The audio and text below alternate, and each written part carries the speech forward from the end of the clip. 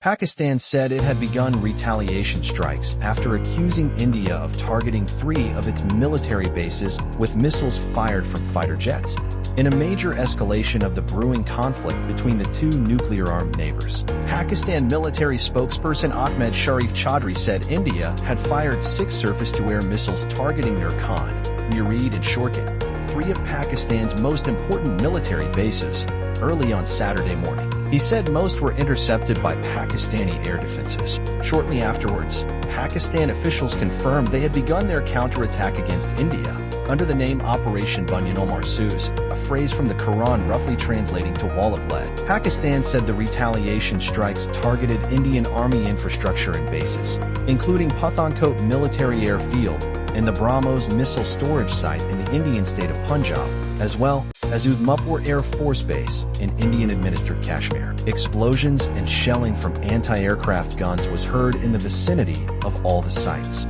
Loud explosions were also heard in the Indian Kashmir city of Srinagar. Pakistan's planning minister Ehsan Iqbal told local media that special measures had been taken to avoid civilian targets in India and that they were striking military locations that had been used to target Pakistan. "We would hate to see the nuclear threshold being breached," said Iqbal. Cities and districts in Punjab, Haryana, and across Indian-administered Kashmir were put on red alert, with residents told to remain indoors and blackout orders enforced. India did not immediately comment on any alleged strikes, but a statement from the Ministry of Defense said, "The Indian Armed Forces are maintaining a high state of alert, and all such aerial threats are being tracked and engaged using counter-drone systems." The Indian Army said that Pakistan's blatant escalation with drones and other munitions continues along our western borders. They said multiple hostile drones had been spotted over the Punjab city of Amritsar, which were instantly engaged and destroyed by our air defense units.